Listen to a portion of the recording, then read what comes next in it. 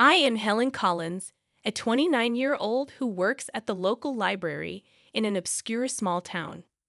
My life is characterized by simplicity, perhaps too simple for some, but it is uniquely mine.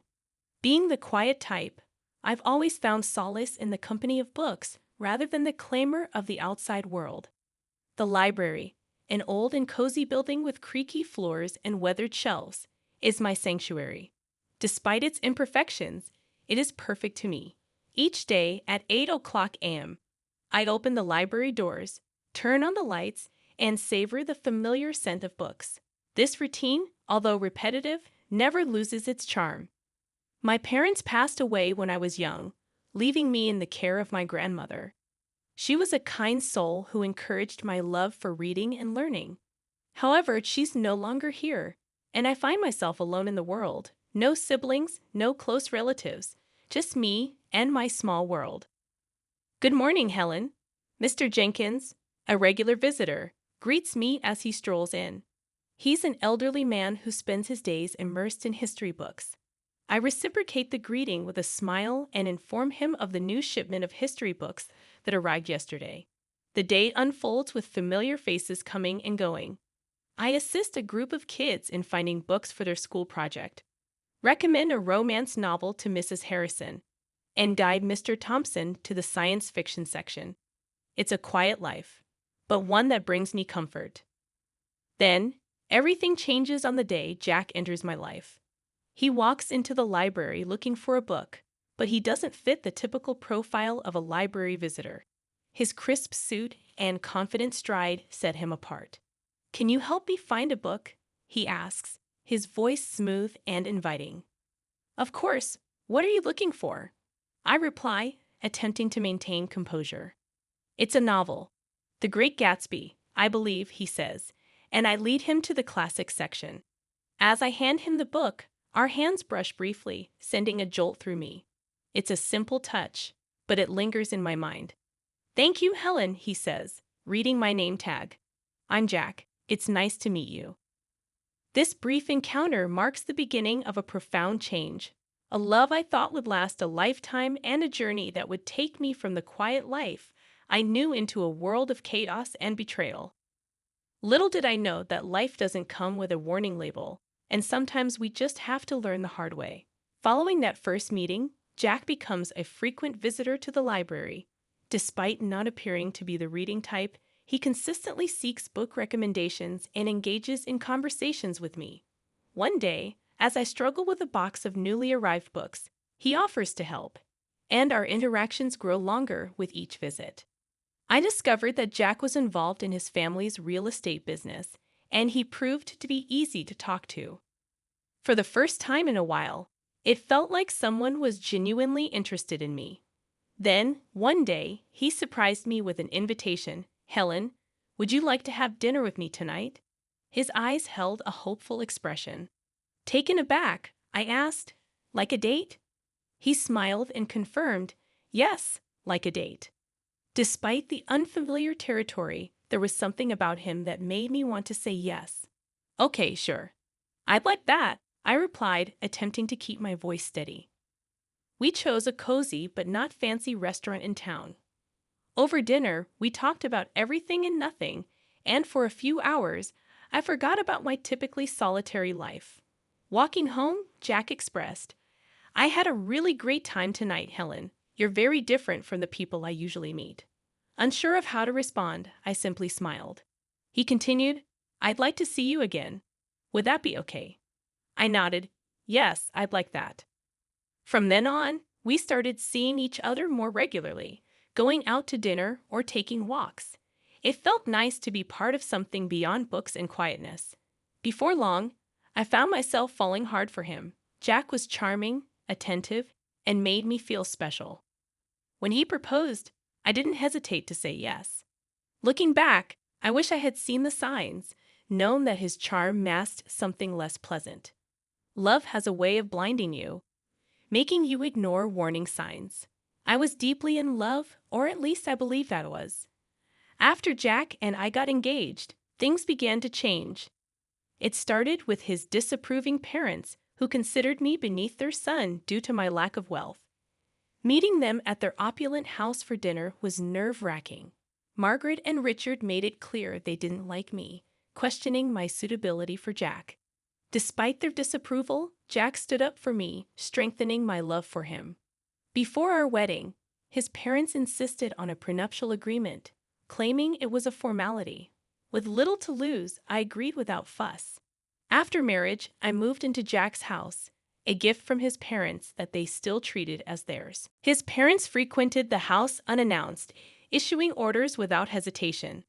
I refrained from causing trouble, silently enduring their constant reminders that nothing in the house was mine. Jack changed too, no longer the man I fell in love with. He began joining in on his parents' jokes at my expense, and one evening, I faced the dilemma of choosing an outfit for a family event and sought Jack's opinion. "This one makes you look less drab," he said, laughing. His words stung. It felt like he transformed into a different person around his parents. The support I once received had vanished. Instead, he joined in their laughter. Living in that house became exhausting, and I felt like an outsider, a guest unwelcome in my own home. Despite hoping for improvement, the situation only worsened. The stress took a toll on my health, resulting in severe stomach pains. Ignoring them proved futile, and one day I collapsed at the library. Waking up in the hospital, the doctor attributed it to stress, keeping me hospitalized for a few days. Jack neither visited nor called, leaving me feeling utterly alone. Unexpectedly, a notary arrived with life-changing news. My almost forgotten great-aunt had passed away, leaving me a fortune of $30 million. The sudden windfall transformed my status from the impoverished library girl to someone with significant wealth. When Jack and his parents learned of my inheritance, they visited, showering me with smiles and sweetness. "Darling, we're so happy for you." Margaret feigned concern. Richard chimed in, "We're a family. We should support each other." Skeptical of their sudden change, I'd overheard their conversation outside my room. Their true intentions became clear. They viewed me as a means to secure their financial future. Disturbed by their greed, I knew I had to escape their clutches and regain control of my life. Leaving the hospital, I returned home to find Jack and his parents waiting, playing the roles of a caring family. They expressed worry and curiosity about my inheritance. Jack, the man I thought I loved, had become unrecognizable. "When do you get the inheritance?" he asked eagerly. Realizing the depth of deception, I replied, "Soon, but it's not something you need to worry about." Jack, however, asserted the idea of marital entitlement. That night, haunted by their insincere concern and greed, I couldn't sleep. Fueled by years of frustration, I began documenting every detail of their actions and words. The next morning, armed with evidence, I met with a lawyer. Shocked by the situation, he'd assured me that the prenuptial agreement would protect my interests. Empowered by this revelation, I returned home to find Jack and his parents in the living room. "There she is, our brave girl," Richard greeted with a falsely warm smile. Clutching my purse, I gathered the courage to speak. "I have something to say," I announced, my voice unwavering. The room fell silent as I declared, "I'm filing for divorce." The shock rippled through the room, and Margaret erupted in anger, threatening legal action to claim a share of my inheritance. I delved into my purse and retrieved a copy of the prenuptial agreement. "Actually, you can't. This states that neither of us can claim the other's property in case of divorce," I calmly pointed out. For the first time, they were left speechless, and I seized control of the situation. Standing up, I declared, "I'm leaving. I don't want any of you to contact me." Walking out of that house, their shouts and insults trailed behind me. It was the most challenging thing I'd ever done, but as I drove away, a weight lifted off my shoulders. I felt free from their disdain and manipulation. For the first time in years, I felt like I could breathe. Despite uncertainties about the future, I rented a small apartment in the city. It wasn't extravagant, but it was mine.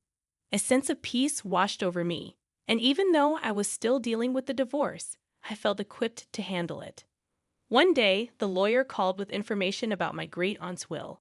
Intrigued, I inquired, "What about it?" He revealed a condition. I had to use a portion of my inheritance for a charitable cause, fulfilling my great-aunt's final wish. Surprised, I learned she was a philanthropist, and it felt like a sign, pushing me in a new direction. I started researching charities and causes, seeking something meaningful. That's when I discovered a small organization aiding women victims of domestic abuse. Touched by their cause, I contacted them, met with Linda, and decided to fund a new shelter. A few weeks later, at the shelter's opening, the atmosphere buzzed with hope and gratitude. Among the attendees, I spotted a familiar face, Sarah, an old colleague from the library. Reconnecting with her felt like pieces of my life falling back into place. The days blended together as I immersed myself in the rewarding work at the shelter, finding a new sense of purpose. Unexpectedly, my phone rang, displaying a number I hadn't seen in a while. Jack. With a mix of emotions but curious, I answered. "Hello, Jack." He urgently requested a meeting, claiming he made a huge mistake and wanted me back. Sitting across from him at a public coffee shop, he seemed different, defeated, and almost pitiful. "Helen, I made a huge mistake. I want you back. I've realized how much you mean to me," he confessed. Looking at him, I felt nothing but contempt. "Why now, Jack?" His sigh revealed. "My parents controlled everything. They were the reason our marriage failed. I was weak, but I'm different now." A surge of anger enveloped me. "You blame your parents, but you stood by while they treated me like dirt." "You laughed with them, Jack," I asserted. He reached for my hand, but I pulled away. "Please, Helen, I know I was wrong." "I've changed," he pleaded. Staring at him, I saw the man I once loved, but now I felt nothing for him. Changed or not, it's too late. "I feel nothing for you, Jack, nothing but contempt." His face fell, and for a brief moment, I glimpsed the man I married, but it faded. "I'm sorry, Jack. I've moved on. I have a life now, a purpose. There's no place for you in it," I said firmly. He nodded slowly, a look of resignation on his face. "I understand. I just had to try." Leaving the coffee shop, I felt the weight lift off my shoulders. It was truly over. The next day, an event took place at the shelter. A local artist had donated a sculpture to be unveiled in the garden. Surrounded by people who supported and believed in me, I felt a sense of belonging. Sarah, my old colleague from the library, stood beside me. "You've done something amazing here, Helen," she said, smiling. The artist revealed the sculpture, a figure of a woman reaching up to the sky, symbolizing hope, strength, and new beginnings. Applause filled the air, and for a moment, everything felt right in the world. Linda, the woman who had helped me, approached. "Helen, this is just the beginning. There's so much more we can do." Looking around at hopeful faces, I knew she was right. This was my new beginning, and I was ready to embrace it fully. My new life was busy and fulfilling. Each day at the shelter brought new challenges and rewards. My confidence grew, and for the first time in years, I felt in control of my destiny. I even started taking self-defense classes, something I never imagined doing before. One day, as I left the shelter, I saw a car parked outside. My mother-in-law, Margaret. Stepping out, she said, "Helen, we need to talk." Her voice was softer than I'd ever heard. "I have nothing to say to you, Margaret," I replied, my voice steady. "Please just hear me out. I've realized how wrong we were," she pleaded. I stopped and looked at her. She seemed genuine, but I couldn't forget the past. "What do you want, Margaret?" "I want to apologize. I treated you terribly. I've lost my son because of it, and I don't want to lose you too." "You were like the daughter I never had," she said, her eyes glistening with tears. I felt a pang of sympathy, but I pushed it away. "Margaret, you made my life a living hell. An apology won't change that. I've moved on, and I suggest you do the same," I said firmly. She reached out to me, but I stepped back. "Please, Helen, I know I can't undo the past, but I want to make things right." I shook my head. "It's too late for that. Goodbye, Margaret." As I walked away, I felt her gaze on my back, but I didn't look back. I had learned to stand up for myself, and there was no going back to the way things were. The next day, I received a letter from Jack's lawyer. He was contesting the divorce settlement. I wasn't surprised, but I was ready. Meeting with my lawyer, Rachel, she reassured me. He's got no leg to stand on, Helen. The prenuptial agreement is clear. He's just trying to intimidate you. I nodded. I'm not afraid of him anymore. Let's fight this. The court date arrived, and I walked in with my head held high. Jack was there with his lawyer, and for a moment our eyes met. There was a flash of the old Jack, the one I had loved, but it vanished quickly. The judge listened to both sides and then made her decision. The prenuptial agreement stood, and Jack's claims were dismissed. I felt a surge of relief and triumph. After the court session, Jack approached me. Helen, I'm sorry. I was wrong, he said, his voice low. I looked at him, seeing the man I once loved but now felt nothing for. Goodbye, Jack. Take care of yourself, I said and walked away. As I left the courtroom, I felt a sense of closure. That chapter of my life was finally over, and a new one was just beginning. At the shelter, we were planning a fundraiser, and it was taking all my attention. The support from the community was overwhelming, and I felt a deep sense of gratitude. The night of the fundraiser arrived, and the place was buzzing with energy. People from all walks of life had come to support our cause. As I looked around, I realized how far I had come, from a quiet, timid woman to someone who stood up for herself and others. Helen, you did it. This is amazing, Sarah said, coming up to me. I smiled. We did it. And there's so much more to do. As the event went on, I felt a sense of accomplishment and purpose. This was my life now, and I was exactly where I was meant to be.